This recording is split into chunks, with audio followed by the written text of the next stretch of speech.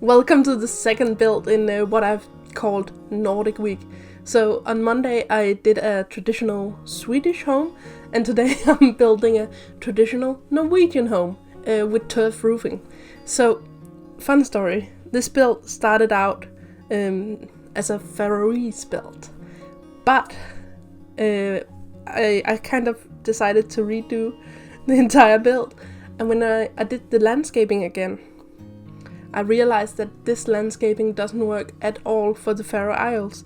It was way too sort of lush and forested, if that makes sense. So I thought it fitted in better with a Norwegian build. Also, because the whole method of building these wooden houses with turf roofing, which you see in Iceland and the Faroe Isles, well, it came originally from Norway. So I thought it makes sense to have a house with turf roofing in Norway. That's where it came from. So that's what we have here today. Experimented a bit with the terrain tools because I sort of wanted the house to be like built into into the side of a mountain, I suppose, or built in with all these rocks, sort of deciding where the house could be and where these garden walls could be. But first of all, I'm not very good with terrain tools. I mean, I've been like trying to watch a bunch of tutorials on it, but I'm just not very good at it. So I got that, I think, common problem where you have this gap between the house walls and the elevated terrain. If there's any solution to that, please let me know. So I sort of cheated and put a bunch of rocks beside the house instead. So obviously we're going to have a garden pond, because if it's one of my builds, then you need a garden pond. I sort of skip over a lot of the landscaping a bit quickly in this video, because I wanted the video to be about 10 minutes, so not too long. So, but I thought it ended up looking really nice. I like this sort of white and yellow, and then all these rocks. It looks very lush and a bit wild. I really quite like it. These garden walls I used are from the debug in Get Together, and I think they look really nice, and you get all these curves. What I keep forgetting about them is that I don't know, they have this pretty large footprint, which makes it such a pain to do terrain paint, because they sort of like keep pushing the cursor, or keep pushing the paintbrush when you try to do the terrain paint. And it also means that, for example, this grill I had to move because the sim can't use it when it stands so close to the wall. So that's really annoying because I do like these garden walls. The interior of this house, I went for like a very modern or contemporary Scandinavian design, but at the same time I also wanted it to feel like really cozy, like you just wanted to throw yourself in the couch and watch the fire in the fireplace, and I wanted it to be like a nice place for a family to live. So and I think I succeeded, at least with this this living room, kitchen, dining room space. I think it ended up looking really nice and cozy, which I don't know if you've heard, there's this Danish word supposedly called hygge, which has sort of been like an international thing. They've written like articles about it in both in America and in the UK. So, but the thing is, while hygge is very much a big part of like Danish life, it is in fact a Norwegian word. So I thought I would try to embody like a bit of a hygge in this house as well. It makes sense. It's a Norwegian house. We're gonna have like a bit of hygge, and I really like how it is separated, the dining kitchen space from the living room space, but you can still like easily talk to anyone and just look over the wall and there they are. So I think this downstairs is probably my favorite part of the build. It ended up looking really nice. I do like the parents' bedroom, the master bedroom upstairs as well. I think that was a success as well. It's a strange thing because I ended up using a lot of stuff from Snowy Escape, to get this sort of Scandinavian design, which I don't know. I suppose there's some similarities in contemporary Japanese interior design and contemporary Scandinavian interior design.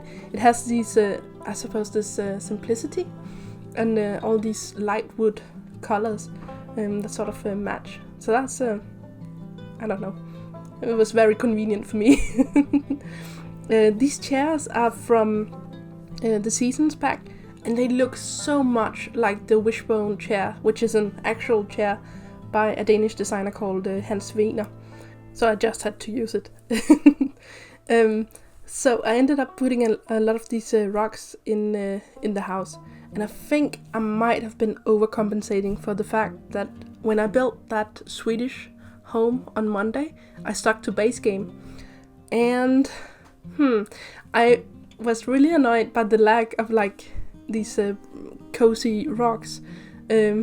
So when I finally got to build this house and I didn't limit myself to any packs, I sort of like just went wild, went crazy, putting rocks everywhere. Yeah. But I ended up using especially this carpet from this rug from Tiny Living, and I think the one from Laundry Day as well, because they just suit.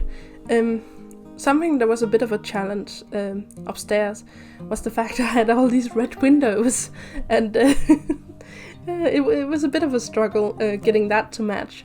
You can see I was sort of the coward in the bathroom where I just sort of covered it up with a curtain.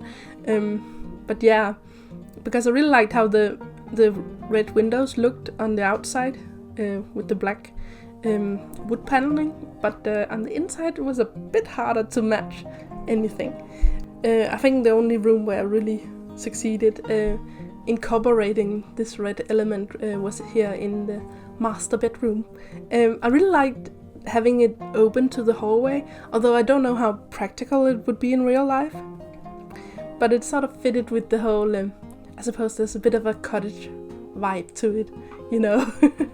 At least in my experience when I've been to Norway. It's a bit of, well, it's a Norwegian home. I'm not saying that Norwegian home all have like an open plan both downstairs and upstairs, but this one does. Apparently. I don't know. One thing that was a bit, I don't know, curious when I was building these houses, I was hit with such a wave of, I don't know, like a melancholic feeling, but also very nostalgic. I don't know, I think it's, to do with the fact I can't physically go visit Norway or Sweden for that matter. But at least I can build these houses. I can build it in The Sims. So yeah, that's a strange thing. I don't think I've experienced that with any builds I've done before in the game. Like when I do like an Art Deco build, I don't feel like nostalgic about it, but I did with these builds. It was a curious thing. So this child's bedroom I had to redo completely when I play tested it. It didn't work at all the way I had set it up, so I redid it. But I thought it could be like a nice bedroom downstairs and then upstairs, because I'm imagining it's like a teenage boy who lives here. Upstairs he got to like decorate it exactly how he wanted it. So he has this little cave where he can stream his, I don't know, his Fortnite games or whatever he wants to stream, and have all these black walls and his little shelf with the collectibles and so on. But his his mother was like, you can't do that downstairs, it has to be upstairs. So yeah. Anyway, we are fast approaching the end of this video. I'm going to show you a couple of pictures from the build. But I want to say thank you for watching. Feel free to subscribe if you want to. And hopefully I'll see you tomorrow.